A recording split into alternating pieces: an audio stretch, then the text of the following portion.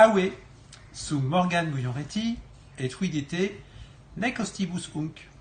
Bonjour, je suis Morgan Guyon-Réty et vous regardez Pas d'ennemis ici, les nouvelles du Wargame. Hi, this is Morgan Guyon-Réty and you're watching No Enemies Here, the Wargaming News. Enjoy!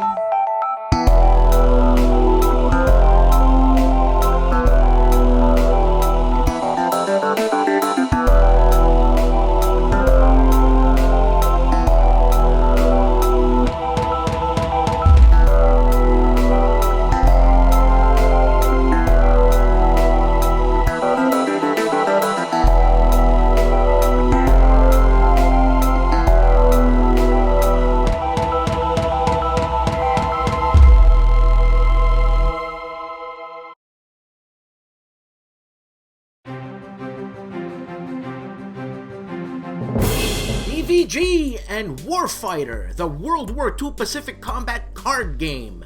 This is a 1 to 6 player game, and it includes soldiers, weapons, equipment, and tactics used by each of those nations. Everything you need to create your own unique squad of soldiers. High-flying dice games, Hell in the Holy Land. The first and second battles of Gaza, March to April 1917. This is a game designed by Paul Rohrbaugh.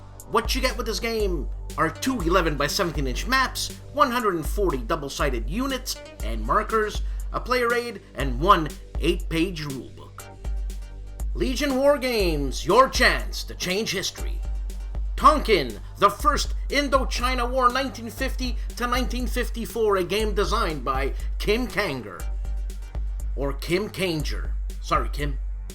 Tonkin is a two-player game that covers a crucial period of the First Indochina War fought between the Viet Minh and France from 1946 to 1954.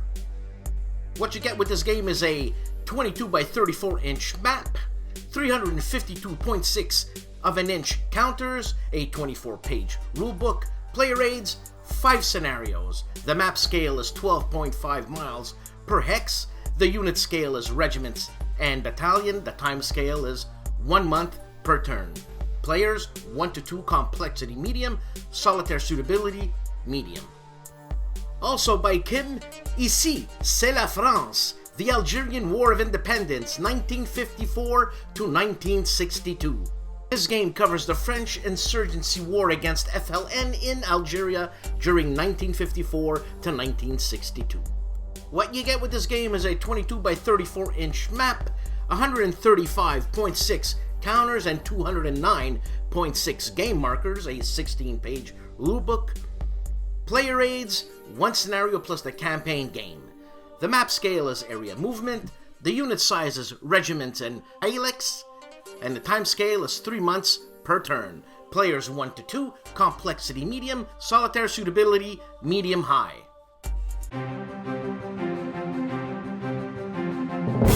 Battle Publishing, Rifles in the Pacific. This is a solitaire game set in the Pacific theater of World War II, designed by Gottardo Zancani. This is the second of Gottardo Zancani's solitaire rifles series. Rifles in the Pacific recreates the sweaty palm action that characterized the Pacific theater in World War II in a unique single-player format. What you get with this game is a full sheet of 1-inch square die-cut counters, 3 abstracted maps representing jungles and beaches, 2 army sheets, 8 action-packed missions, and a campaign, 1 full-color rulebook, and 1 mission-ready Ziploc bag.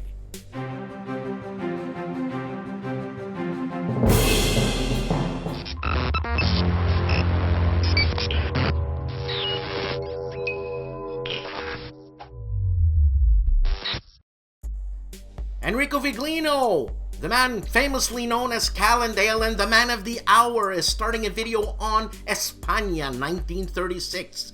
This is a game designed by Antonio Catalan. The artist is Antonio Catalan and Jon Mundet, published by DeVere Games.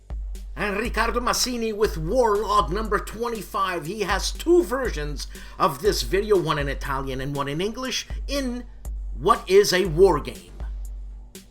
Counterproductive Games is taking a look and a walk around the table of Naval Thunder Battleship Roll, a game of naval warfare 1939 to 1945. The gentlemen of the Player's Aid are reviewing Space Corps, a game designed by John Butterfield, published by GMT. And without taking a second breath, they are reviewing Nemesis Burma 1944, published by Legion Wargames and designed by, and I hope I get Kim's name right, Kim Kanger, or Kanger.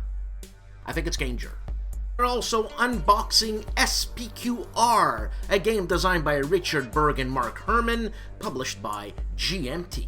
Grant and Alexander are previewing Freedom from Phalanx Games. This game will be on Kickstarter March 25th, if I'm not mistaken. This is a game designed by Vangelis Bagiartakis and published by Phalanx Games. Soundboard has a couple of videos out, the first one being the unboxing of Warfighter World War II Pacific, and also the extras that you get in Warfighter World War II Pacific, a game published by DVG. Hex 2 Red 1 Alpha is taking a look at what's inside the box of a 1991 victory game, Flashpoint Golan, designed by Mark Herman. Kyle City has a playthrough and reviews Charlemagne, Master of Europe, a game designed by Tom Russell, published by Hollenspiel. Hey Stigler, Hollenspiel. Jan Heinemann of Let's Play History unboxes and gives you his first impressions of Charlemagne, Masters of Europe, a game published by Hollenspiel, designed by Tom Russell. Airbones Wargaming is taking a look at Field Commander Alexander, a game published by DVG. He's trying the Tyre campaign, and I hope I said that right and not Tire, or Tyre. Sorry. Tim is also doing a playthrough of number 65, or issue 65 of World at War magazine, Operation Typhoon, designed by Tai Bomba. BLASTPOP gives you his overview and impressions of Hakepale, the Finnish expansion to the Advanced Squad Leader series. Module 14 is designed by Lars Turing, published by MMP. BLASTPOP also takes a look at Twin Peaks, the Battle of South Mountain and the Battle of Cedar Mountain, designed by Richard H. Berg, published by GMT. You want to know what's happening on the big board? I'll tell you what's happening on the big board. CEO Kevin is playing Barbarossa Army Group Center with the Eastern Front system, and he's going to drop a few more acronyms there. Turn number 7. And the CEO sits back, has a drink, and plays Tango Down, a game published by Tiny Battle Publishing, designed by Greg Porter. The Gimpy Gamer continues his Thunder Knees Part 10, a game designed by Frank Chadwick, published by Victory Point Games. Gimpy also unboxes 1918 Brother Against Brother. This is a game designed by Antti Lemusjärvi. The artist is Todd Sanders, published by Linden Lake Games. Also, Gimpy's gal is guessing Warfighter Pacific from DVG.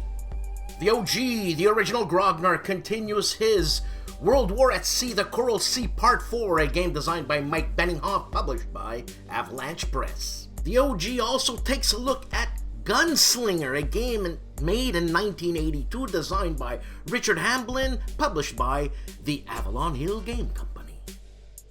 Dave of the Centurion Reviews unboxes 13 Days, the Cuban Missile Crisis, designed by Asgard Harding, Granurd, and Daniel Skold Peterson, published by Jolly Roger Games. Also, Dave does an unboxing of Decision Games, Hawaii 1795, Kamehameha's War of Unification. That's right, Kamehameha. Rob on Rob's Tabletop World in his War and Pieces segment is checking out Platoon Commander Deluxe, Kursk, the Expansion, Tracks in the Mud. MAURO FAINA does a quick analysis about the wargame Axis of Evil, featured in the magazine Modern War number 39. MAURO also takes a look at Operation Barbarossa by designer Duccoli. This is an Italian game called Ferro, Fango, and Neve, meaning steel, mud, and snow. from the magazine game Joko number 9. Major Tom Solo was checking out designer David Townsend's Pavlov's House, published by DVG.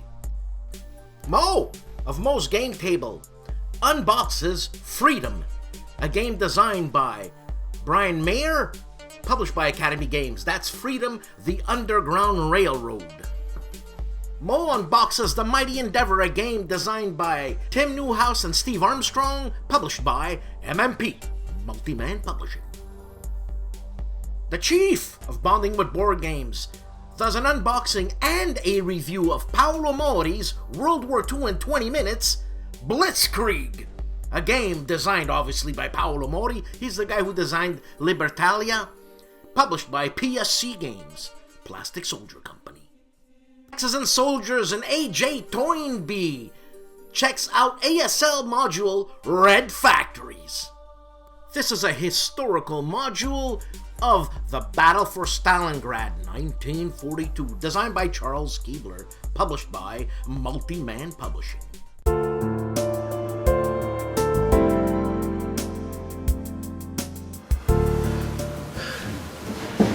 Howdy. Oh, Dan asked me to do this for his No Enemies Here site. Channel, whatever you want to call things. And I see no reason not to. I oppose doing certain things, like I didn't want to do a little branding thing for him just because I'm intrinsically opposed to branding in the sense of the word. I don't know.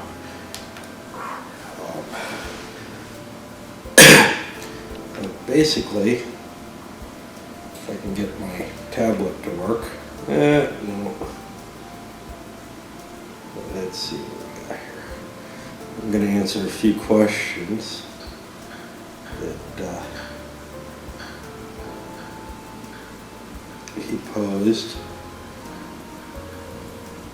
I don't like technology. I mean, it's not true. I'm great with computers. I'm fine. You know, I have a keyboard and everything. These fucking touch screens are hell for me. And it's got a really slow operating system. It's really a painful thing. I gotta say the phone is just as bad, except it's smaller and therefore even harder to cope with. But now, this is supposed to reorient itself automatically. And there it goes. And eventually the screen will display. I don't know.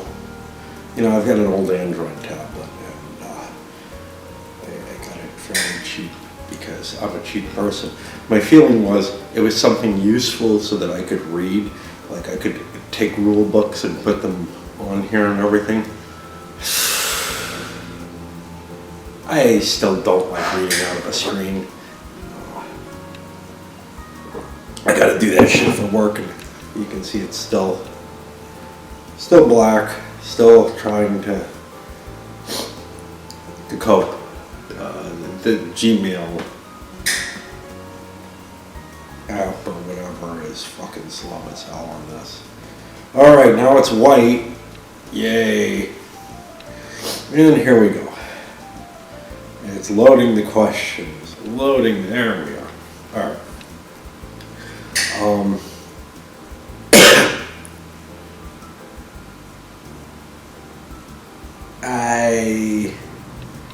He's asking me to do this in files as I answer each question. What I'm going to do actually is I'm going to load it up to YouTube and just share the link to him so he can download it and cope with it, because I really can't cut things into per question set. All right, so these are set up in this. I'm not quite sure how he wants it.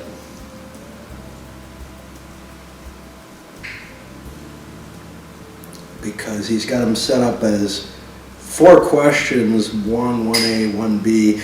I'm guessing the 1 is sort of a broader question, and then the 1A is something digging deeper into that in some specific fashion.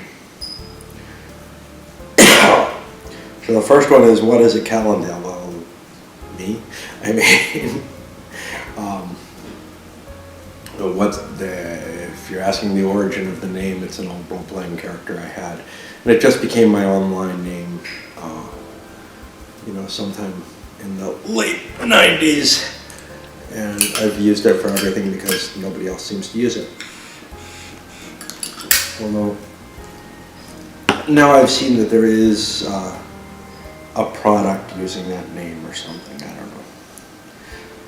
Am I an ASL fan? No. I've played it. It's okay. It's a topic that doesn't interest me. World War II tactical, well, World War II skirmish level. You get me at a higher level, maybe it's a little bit more interesting, but you know, I mean, very few men on a side. Modern tactical and skirmish level stuff is not really interesting to me because there's no formations, units aren't operating together in the same kind of fashion. It's more, it feels less military to me, you know. But beyond that, I think it's a fine system for what it's handling. I actually got kind of a kick out of Red Barricades, which I played for a few months. We never finished it. But I was playing it opposed, so it was a little bit more fun there. It was big enough to get your teeth into, which most ASL scenarios are not. I'm totally uninterested in playing something on a board like this. I mean, you know, that's fine if you're on a road trip or something, and you know, you're in the hotel room and you pull out SPI's World War I or whatever. That's fine, but you know, with ASL, you have, it's like a SFB. You have to carry, you know, a huge box full of shit to play anything, and then you pull out maybe, you know, 40 counters and a map, and you play this tiny little thing that takes 30 minutes. Well, that just doesn't appeal to me. Now the SFB side does more, but that's because it's something interesting, not World War II tactical. What do I do for a living? As little as possible. I work as a security code reviewer for a major financial institution. I'm working for one of the bad guys. Do I think the Grognard is dead? I don't know what the Grognard is. I assume it's some publication or something. I've never dealt with it. What do I think of game companies today? Okay, this is question 2. I don't know. I mean, I buy their games, so I must like them. I guess. You know, publication, in certain ways, I think they've gone in better directions. Like, I think they're exploring, they're more willing to explore new topics. They're more willing to explore new mechanisms to represent those topics. Different takes on things that have been looked at before. But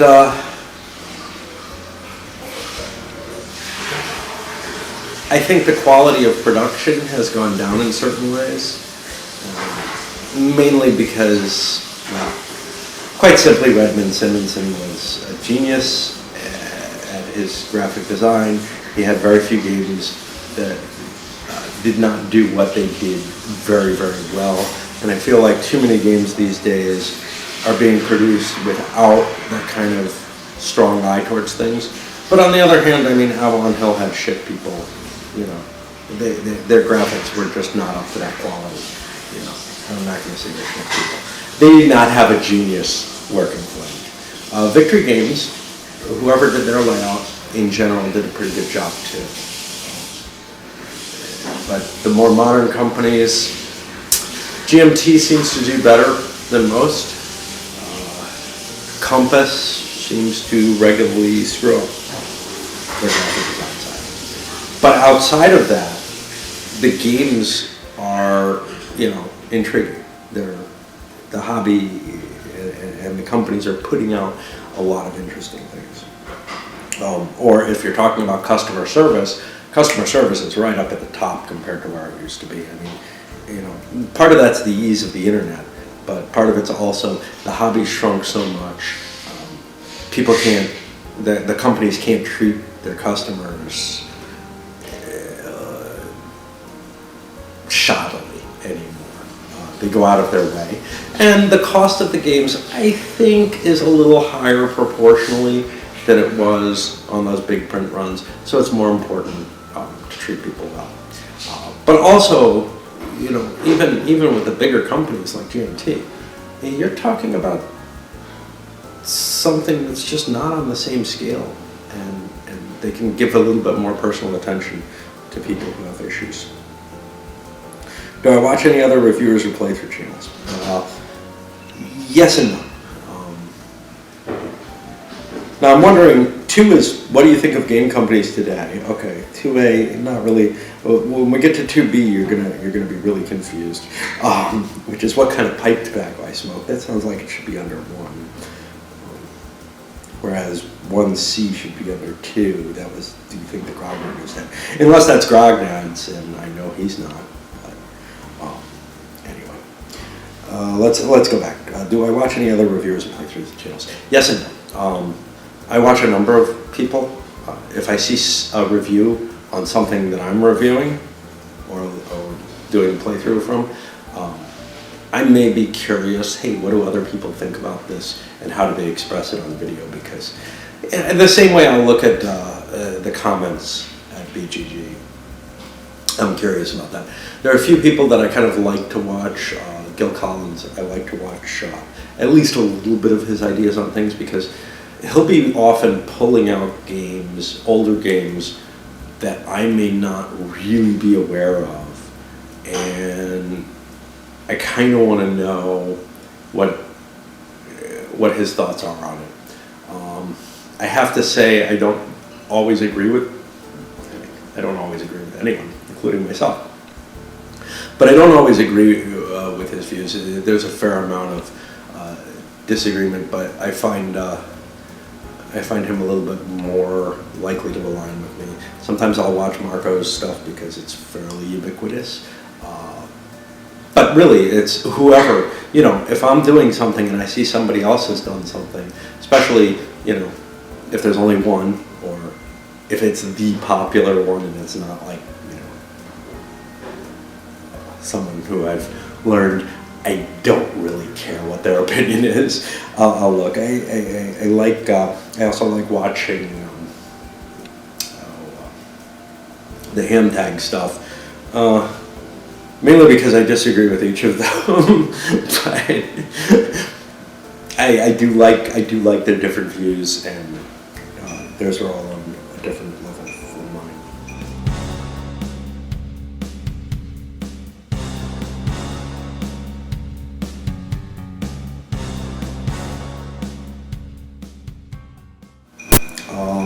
What kind of pipe tobacco do I smoke?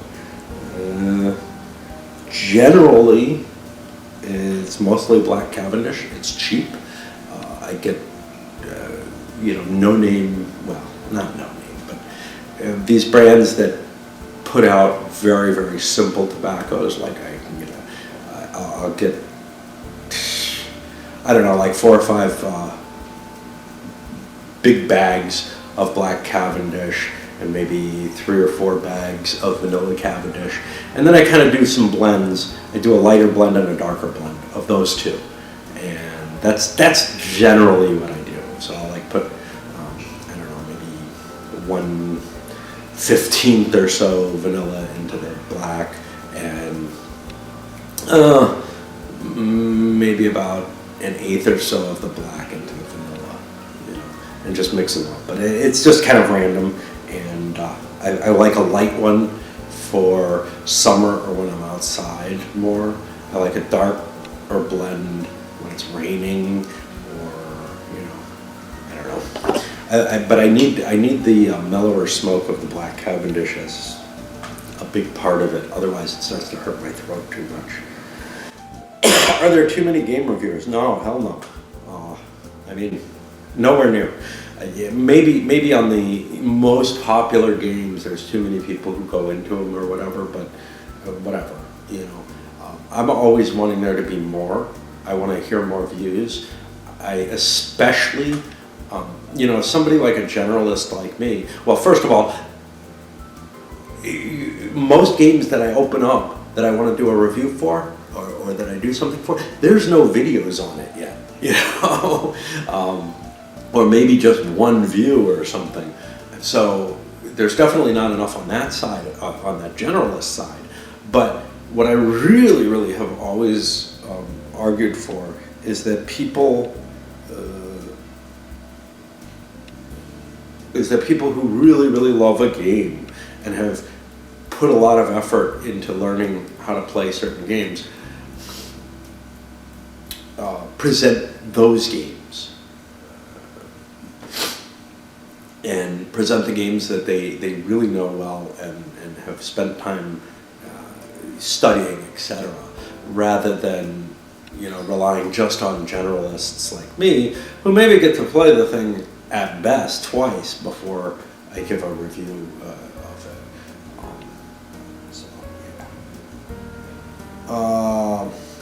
Okay, on to question 3. Can I call you Cheech? I mean, yeah, but I won't pay attention and I'll look on it negatively. Whatever. I don't even see it.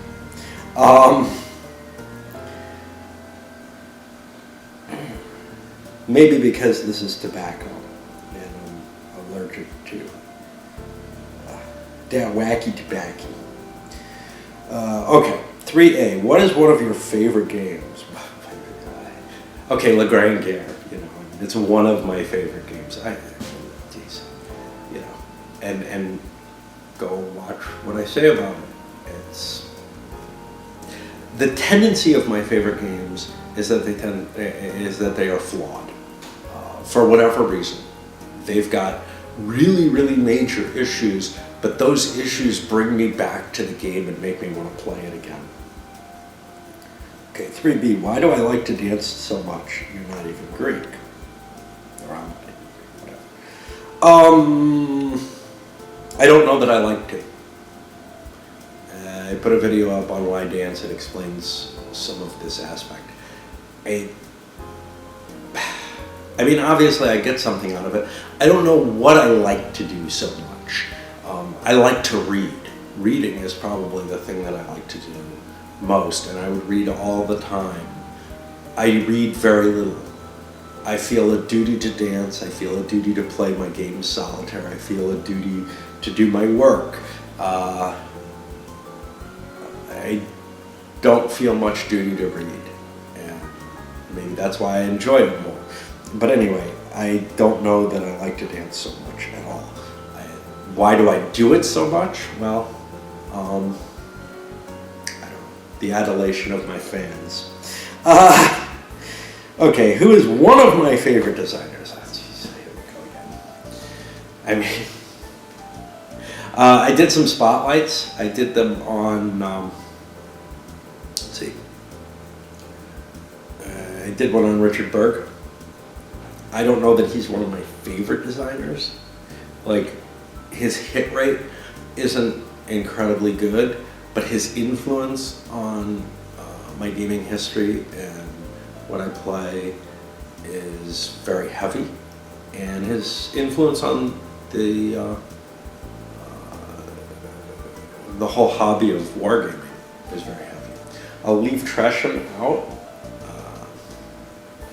He basically, to me, made 2 great games and 1 pretty good game, and I'm not sure about a couple others that he did. But he's not a wargame designer. Philippe Thibault, he's the guy who did Europa Universalis and La Grande Guerre. He is probably my favorite game designer, just because here he's sitting there with 2 for 2, you know, in terms of games that have completely addicted me and taken over much of my gaming time for a couple of years each. And he's got a Kickstarter out right now that I'm actually backing. Just kind of, I'm not sure I'm gonna like it. I'm not sure, it's nowhere near as audacious as those designs. But, you know, I'm kind of saying thank you for those because whatever, and I'm willing to do it. Okay, 3D, you are well respected in the wargaming community. How do you feel about this? I feel like that's false. I feel like there's a segment of people who, for whatever reason, want to hear what I say. And I don't speak cogently. I wander about all over the place. I'm not sure why they like it, but I'm glad to have this sort of strange social connection because I have really very little in my own life. I was going down to the game store that's local here for a while because there were people I got along with very well there, and they're still there. Oh, but somehow, I don't know, you know, it became too much effort, etc. It's easier to just be at home, and I miss having, you know, I miss having a regular gaming group. I miss having friends that I can game with. But that has not been a reality for me for these past, you know, nearly 20 years. So that's that. Okay. And obviously I'm probably overdoing all of these, but that's just the nature of my life. Okay. Now this one says special Italian stallion section. You want me to show? Okay. It looks like a or B type thing. Of course, since this isn't, you know, I assume I'm supposed to do this as a fast round. American Civil War, World War II, obviously ACW. World War II is one of the least interesting topics to me, although I do have some interest in the strategic side of it. And I have some pleasure that I've started to obtain through the OCS operational stuff. But for the most part, most World War II stuff I could just pass on. American Civil War I'm interested in. Definitely tactical, definitely strategic. Operational is always my weak, always where I'm less interested. Mark Herman or Eric Lee Smith? Well, how reasonable is that? I mean, Mark Herman has done many very innovative games and made victory games possible. Eric Lee Smith has done a couple of interesting designs, most notably the American Civil War that victory games published. But the numbers just aren't there. So even if I loved Civil War, and I may, more than I do any Mark Herman game, nah, because you gotta count the great battles of history under Herman. So right there I'm like, I don't know, you know. So yeah, I mean definitely Mark Herman. Bach versus Mozart. Well, I like Bach and I don't like Mozart, so that's pretty damn easy. Italian food or a bunch of dots? Well, I would rather eat food than what look like ants or dots. Now, I'm not a big Italian food person. I cook some good pasta sauce,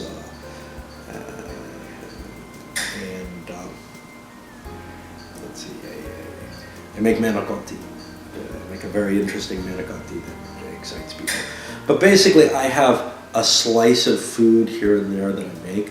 I never go to an Italian restaurant. I almost never. I almost never order something Italian when I'm going out, except pizzas. Pizzas, well, I like pizza, and my wife particularly likes pizza. Sesame Street or Mr. Rogers? Well, that's trivial. Obviously, Mr. Rogers. I mean, and I'm not even sure why. It just made me feel more comfortable than the Puppets did. I liked them both though. Black Sabbath or Led Zeppelin, again, pretty obvious Zeppelin. The music's more complicated and their technical capabilities are incredible. They are not my favorite band by any means, that's Blue Oyster Cult, but I respect them more than I do BOC, so. Dogs or cats? For what purpose? I mean, I like both. I don't want either. It was nice growing up with both. If I didn't have to take care of them, I would be fine with it. But, you know, the idea of hauling food and dealing with them. I can't just, you know, I'm in a city, I can't just let a dog run free, so probably a cat, because I don't want it to be indoors at all, whatever it is. 8 is tactical or that bunch of dots again. Well, I like food better than tactical. That's hard. So my first thought is, of course, well, with this, like the ASL question and stuff like that, you know, that's where I immediately think with tactical, but that's not even tactical, that's fucking skirmish level, that's very few men, etc. I really love my gunpowder and before era tactical games. However, I also really love grand strategic geopolitics type games, and I couldn't choose between them. They are both a part of the hobby that's important to me. Operational, fuck that, man. I can do without. And skirmish level, fuck that. I can do without. I'm not interested. I mean, if it's not big forces moving, you know, if it's not big formations moving across the field that I can picture very nicely, if it's, you know, Joe and Sam operating a mortar, I don't care about that. I mean, you know, it's just, it's not something that attracts me story-wise. Alexander or Napoleon? And unfortunately, they specify Alexander the Great. Well, how about Charles the 12th? For what? You know, which one do I like better, or which one is better? Obviously, Alexander the Great is greater than Napoleon because, in the sense that he wasn't defeated on his own. However, would his empire have held together under his hands even? I don't know. It didn't last very long in either case. In terms of what I'd rather game, this is interesting. So, the grand strategic Napoleon games are a lot more interesting than a grand strategic Alexander the Great game. Because you really have coalitions and not, it's the situation. You really have coalitions and you have people who are not that far weaker than Napoleon in terms of Napoleonic France's combat capability. It's almost the playing people off of the coalition off of each other and hitting them one at a time that makes it possible for Napoleon to do what he does on the strategic level. With Alexander, he's basically marching against what amounts to one enemy again and again and again. And there really isn't a lot of diplomacy, except insofar as he's putting together,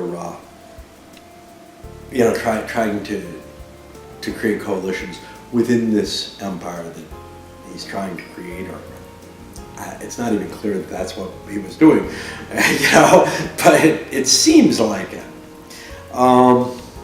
Tactically, which is more interesting? Well, Napoleon is more interesting than Alexander here as well. It's hard to represent. Let me try to put this. A general who is right in the conflict fighting isn't able to redisposition his troops and make these decisions of the level that Napoleon was able to make. And it's interesting to be able to react to the battle as it progresses. I don't feel like in an Ancients game that you're really playing the Grand Commander, whereas when I'm playing the Napoleonic Brigade series or Viva l'Empereur, and I'm writing out orders and sending them to specific units, I rather feel like I'm sitting in Napoleon's little pants. Okay. 10 is ale or stout.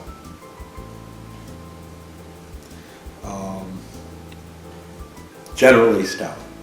I like my beers darker for the most part, but it's not, you know, I'll play around. Like I like IPAs too, for example. And I like interesting flavors in my beers. Oh, okay. Have you ever heard of, this is number 4, there were only supposed to be 3, right? I don't know. I don't know if that was part of 3, that whole series. Have you ever heard of the show No Enemies Here Wargaming News? Isn't that what I'm doing this for? I'm not sure. I know No Enemies Here. I didn't know it was spelled out all that much. I didn't know the terms were spelled all that much. Anyway, I guess I'll put this up on YouTube and give him private access so that he can do what he wants with it. Cheers.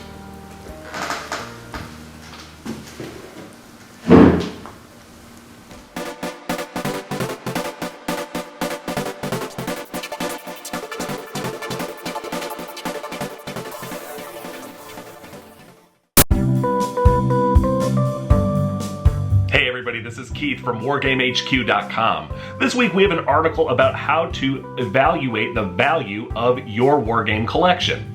So what does that mean? It means how do you set the price of the games in your collection if you're going to sell them? I had a guy reach out to me on Board Game Geek and he wanted to know how much his games were worth. He wanted to sell a vintage wargame collection and he wasn't sure where to start. So in my article I'm going to walk you through the steps that I took to help him come up with a valuation on his collection and talk about the various ways you can look at the ways that games are overpriced, underpriced, or priced just right. We're also going to talk a little bit about whether or not games are investments, and if you want to get an insurance policy, some of the steps that you can take with your insurance company to talk to them about a special collections rider for your games. So be sure to stop by Wargame HQ and check that out. This has been Keith, and you're watching No Enemies Here. Worthington Publishing and Old School Wargaming, The Devil Dogs, Bellewood 1918. This is a hex encounter wargame on the U.S. Marines' major fight in World War I at Bellewood. Playable by 2 in under 3 hours. No dice. The game comes with 5 scenarios and a hand-drawn map by Rick Barber. Phalanx Games has a Kickstarter starting March 25th. The game Freedom, designed by Vangelis Bagiartakis. It's about the Messalongi Civil War in Greece, 1825 to 1826. Antonovo Game has just launched their Kickstarter, Kiev 41. Relive the Barbarossa campaign's southern struggle. Lead the German legions to victory, or the Red Armies to crush them. Check it out, Ventonuovo, Kiev 41. The BFG Con 2019, the big Frederick Gaming Convention, is happening March 15th to the 17th, 2019 in Frederick, Maryland. The BFG Con is happening in the Clarion Inn and Event Center in Frederick, Maryland.